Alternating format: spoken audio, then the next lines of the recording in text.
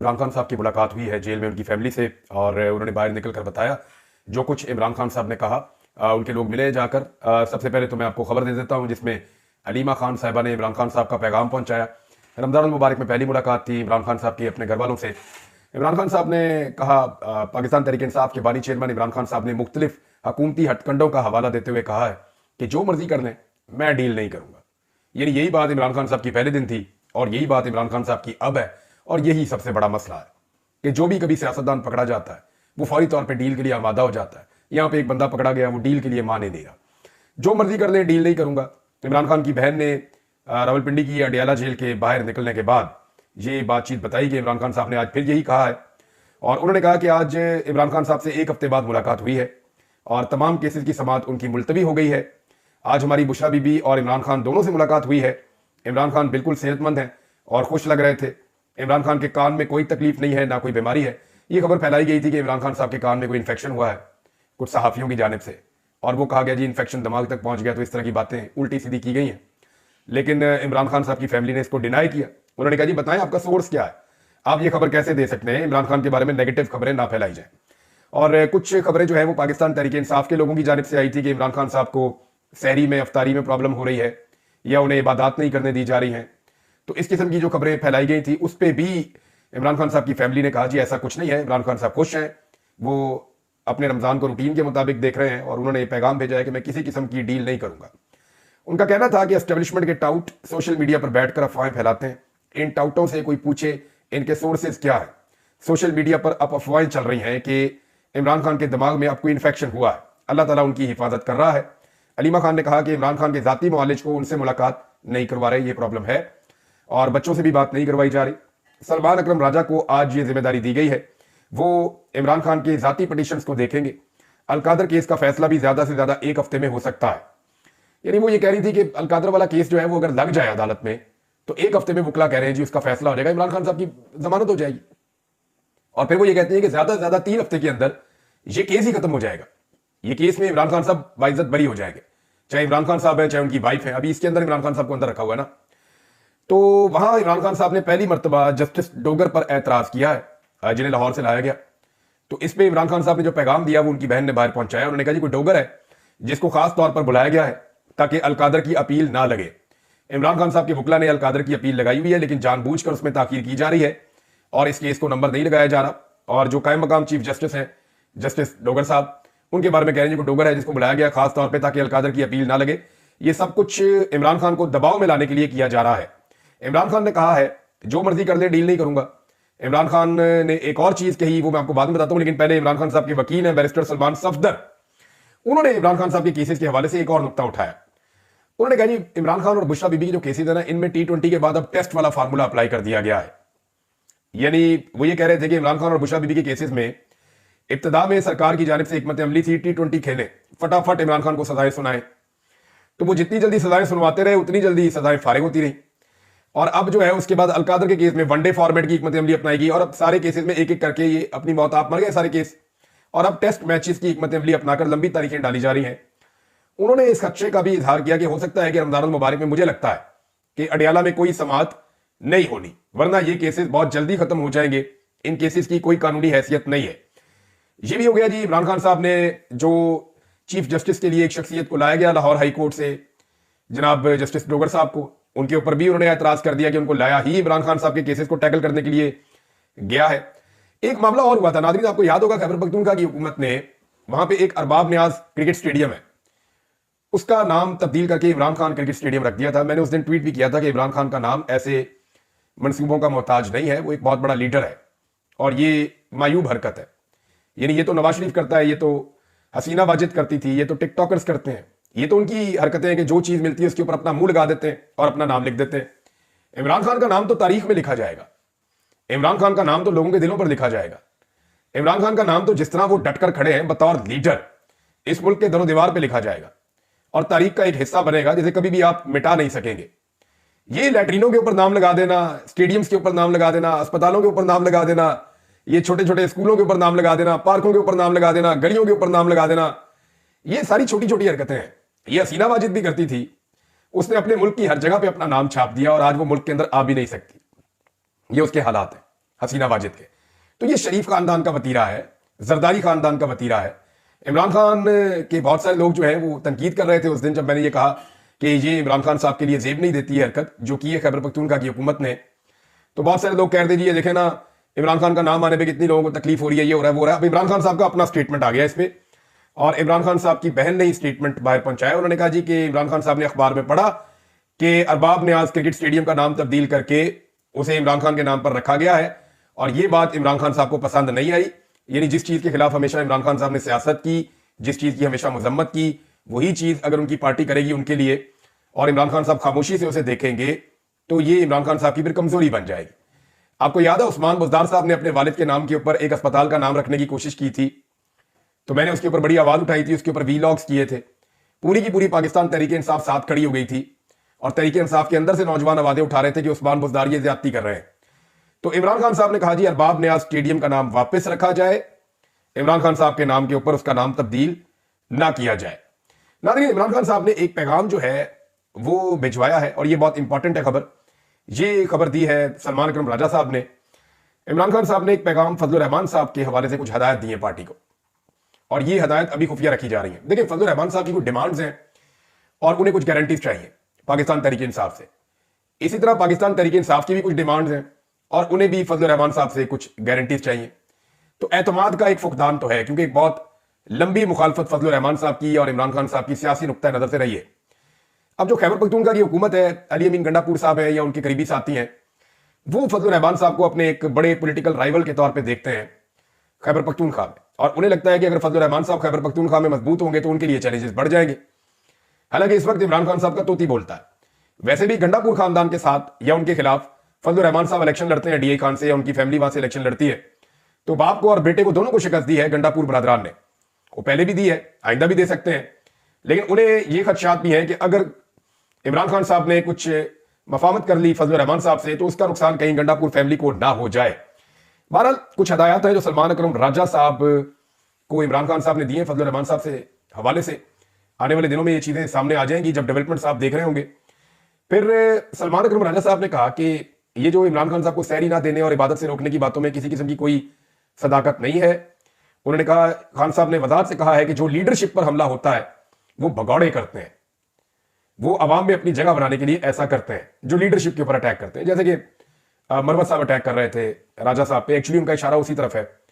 उन्होंने कहा कि कुछ लोगों ने वकालत के जरिए अपना सियासी कद बढ़ाने की कोशिश की, जिसको वो खान साहब जिम्मेदारी दें, उसको सियासत करनी चाहिए। और नियाजुल्लाह नियाजी साहब को इमरान खान साहब का स्पोक्स पर्सन मुकर्रर किया गया, जबकि बुशरा बीबी के भी स्पोक्स पर्सन बदल दिए गए, नए स्पोक्स पर्सन जो है वो मुकर्रर कर दिए गए हैं। नाज़रीन, एक और खबर मैं आपके सामने रखता हूं। ये जरा अखबार देखिए आप आज के। इस मरतबा जो अखबार है वो टिकटॉक हुकूमत ने नहीं खरीदे। जो पंजाब की टिकटॉकर्स हैं ये अखबार खरीद लेते हैं, पूरे के पूरे 60-60 सफ़ों के इश्तेहारात छपा देते हैं। उनमें 100-100, 200-200 दफ़ा अपनी ज़ाती तस्वीरें लगा देते हैं, मॉडलिंग की ऐसा लगता है। और फिर टिकटॉक तो हर वक्त बनते ही रहते हैं, टिकटॉकर्स का काम तो जारी है। जितने मनसूबे माजी में शुरू हुए उन तमाम मनसूबों पर अपनी तख्तियां लगा लगा के अपनी टिकटॉक्स बनाई जा रहे हैं, अपने इश्तेहारात छपवाई जा रहे हैं। और ये खबर नॉर्मली जिन सहाफ़ियों से इतने नाराज नहीं है, PMLN वाले या टिकटॉकर्स उतने नाराज नहीं है, उन्होंने भी इस बात की तस्दीक की। बल्कि कुछ सहाफ़ियों ने तो बड़ा खोल के, बल्कि मैं उनको तो छोड़े, सहाफ़ियों को आप मंसूर अली खान साहब को देख लें, या आप सबसे पहले जिसने इस पे काम किया था वो काम किया था राय साकिब साहब ने, और उन्होंने तमाम तफसीलात लाकर सामने रखी थी कि परवेज इलाही और उस्मान बुज़दार के ही तमाम मनसूबे हैं जिनको मरियम नवाज साहिबा चोरी कर रही हैं और उन मनसूबों के ऊपर तख्ती लगा रही हैं। अच्छा, पहले तो अखबार टिकटॉक हुकूमत खरीद लेती थी, लेकिन अब जो अखबार खरीदा है वो बकौल इमरान खान साहब के अर्दली वजीर आजम ने खरीद लिया है। और जो अखबार खरीदा है उसके अंदर जो इश्तेहार है वो जरा आप देखें, ये सामने आपको नजर आ जाएगा। ये आधे आधे अखबार के सफ़े के ऊपर जो है वो मोहतरम ने अपनी तस्वीर लगाई हुई है, शहबाज शरीफ साहब ने। टीम वजीर आजम शहबाज शरीफ का 1 साल, और उसके बाद नीचे आर्मी चीफ की भी फोटो लगाई हुई है।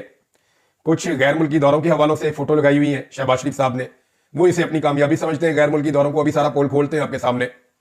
और फिर लिखा हुआ है कि 1 साल बेमिसाल एंड ही डिड इट। अब उन्होंने किया क्या है, नीचे कुछ चीजें बनाकर दिखाने की कोशिश की गई है कि इन्होंने ये चीजें की है, लेकिन एक्चुअली पाकिस्तान के साथ इस हुकूमत ने क्या किया और क्या 1 साल के बाद इनके इश्तेहारात लगाने बनते, बल्कि इनका तो इश्तेहारी हो जाना बनता है जो इन्होंने पाकिस्तान के साथ किया 1 साल के बाद। जरा ये आप सुन लीजिए इन्होंने क्या किया। कोई एक चीज ये नहीं बता सकते जो सस्ती हुई हो इमरान खान साहब के दौर के मुकाबले में आज, इंसानी जान और इंसानी इज्जत के अलावा कोई एक चीज ये नहीं बता सकते जो सस्ती हुई हो।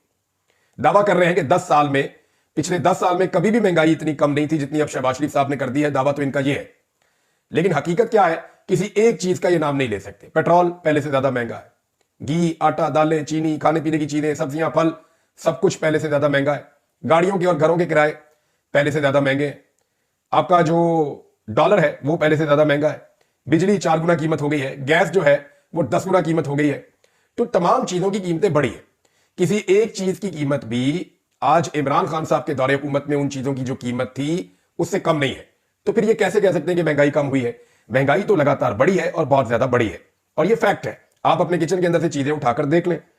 नंबर 2, सरमायाकारी 50 साल की कम तरीन सतह पर आ गई है।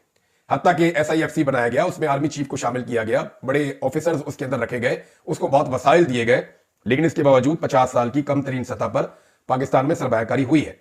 पाकिस्तान से सरमाया कभी भी इतनी रफ्तार से बैरून मुल्क मुंतकिल नहीं हुआ जितनी तेजी से अब बैरून मुल्क मुंतकिल हो रहा है। यानी सिर्फ दुबई में जो कंपनियां बनी है उनमें एक रिकॉर्ड इजाफा हुआ है। पाकिस्तानी अपना पैसा लेकर कोई बांग्लादेश चला गया, कोई गल्फ में चला गया, कोई यूरोप में चला गया, पैसा निकाल निकाल कर पाकिस्तान से बाहर मुंतकिल कर रहे हैं। और इस खबर की तस्दीक जो है वो चेयरमैन नैब ने भी की है। अमनो अमान की सूरत बदतरीन हो चुकी है। आए रोज दहशतगर्दी के हमले हो रहे हैं। पाकिस्तान को बाज़ जगहों पे इंटेलिजेंस की नाकामी भी हो रही है। बलूचिस्तान की सूरत आपके सामने है। खैबर पख्तूनख्वा की सूरत आपके सामने है। चीनी इंजीनियर जो है उनके ऊपर भी हमले होते हैं, वो लोग भी खासे नाराज हैं। तो अमनो अमान की सूरत अच्छी नहीं है। कपास और गंदम की तबाही हो गई है। 34% कपास कम हो गई है। 11% गंदम, जरूरियात बढ़ने के बावजूद 11% गंदम भी कम हो गई है। गन्ने के किसान को रोल कर रख दिया है। मैंने गन्ने के बारे में आपको एक बात बताता हूं। पाकिस्तान में ना एक कानून है, और ये शुगर माफिया ने यह कानून लगाया हुआ है।